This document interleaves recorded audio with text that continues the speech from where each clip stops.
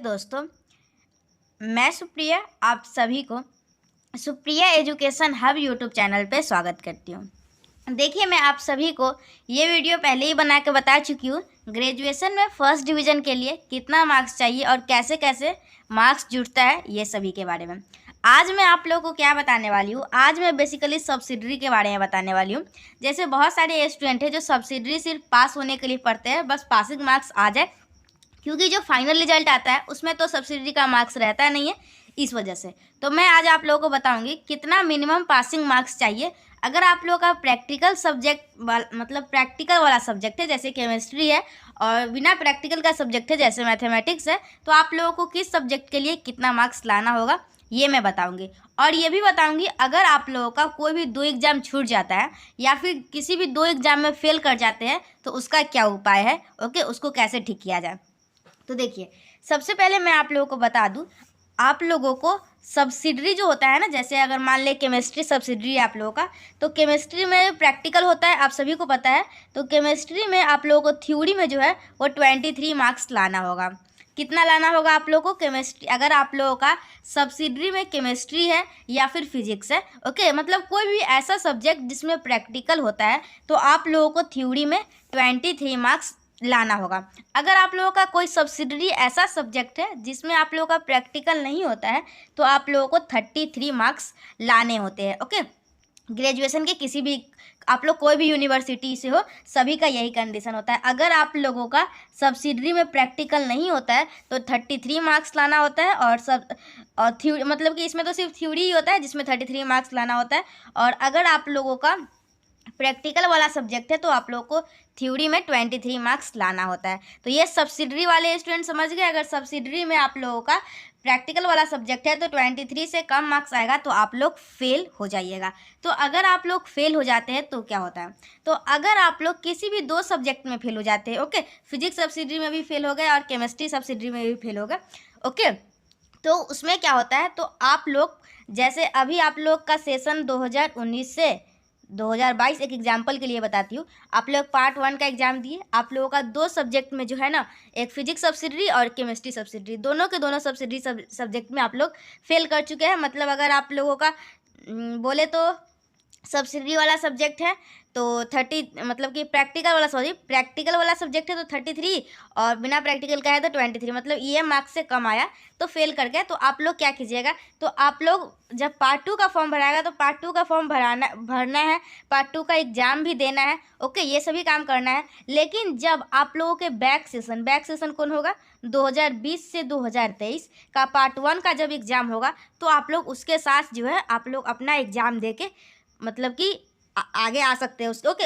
इस मतलब कि 2020 से 2023 सेशन के साथ आप लोगों को जो भी मतलब कि जिसमें भी फेल हुए थे ना, वो आप लोगों को उस पेपर का एग्ज़ाम देना होगा, और उसके साथ आप लोग पार्ट 1 भी क्लियर हो जाएगा, फिर पार्ट 2 भी हो जाएगा, तो फिर पार्ट 3 दे सकते हैं। मतलब पार्ट 3 एग्ज़ाम देने से पहले पार्ट 1 और पार्ट 2 दोनों का क्लियर होना बहुत ही ज़रूरी है। अगर पार्ट 1 में फेल करते हैं तो पार्ट 2 का दे सकते हैं, ओके, और पार्ट 1 जूनियर के साथ दे के अपना क्लियर कर सकते हैं।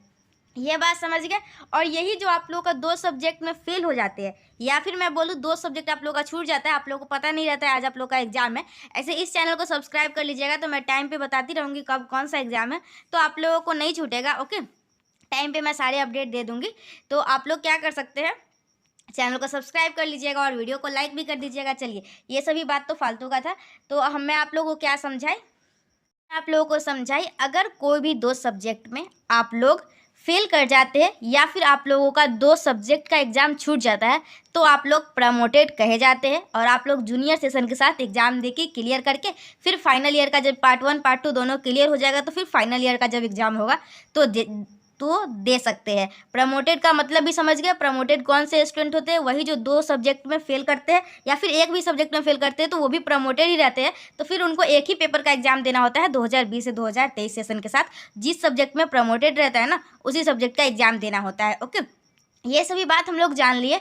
अब हम लोग क्या जानेंगे, ये तो प्रमोटेड वाले बात जान गए। और पास करने के लिए कितना मार्क्स चाहिए, तो पास करने के लिए अगर आप लोगों का ऑनर्स पेपर जो है जिसमें प्रैक्टिकल नहीं होता है तो 90 नंबर चाहिए पास करने के लिए। अगर आप लोगों का कोई ऐसा सब्जेक्ट है जिसमें प्रैक्टिकल होता है ओके, तो आप लोगों को 67 नंबर चाहिए पास करने के लिए थ्योरी में। ओके, थ्योरी में इसमें 67 चाहिए क्योंकि इसमें प्रैक्टिकल होता है और इसमें प्रैक्टिकल नहीं होता है, तो 90 मार्क्स चाहिए पास करने के लिए। और सब्सिडरी में पास करने के लिए कितने मार्क्स चाहिए, तो सब्सिडरी में 33 चाहिए अगर प्रैक्टिकल वाला सब्जेक्ट नहीं है तो। अगर प्रैक्टिकल वाला सब्जेक्ट है तो 23 चाहिए। अगर 2 सब्जेक्ट में आप लोग फेल कर जाते हैं तो आप लोग पार्ट 2 में तो चले जाइएगा, पार्ट 1 के साथ देखे क्लियर करना होता है। अगर आप लोग 3 सब्जेक्ट में फेल करते हैं तो आप लोग फेल ही मतलब तो आप लोग का क्या होगा, तो आप लोग का 2020 से 2023 सेशन के साथ सारे के सारे एग्जाम देने होंगे, मतलब आप लोग का एक सेशन बैक हो जाएगा। ओके, अगर 3 सब्जेक्ट में फेल करते हैं तो। अगर 2 सब्जेक्ट में फेल करते हैं तो सेशन बैक नहीं होगा, सेशन कंटिन्यू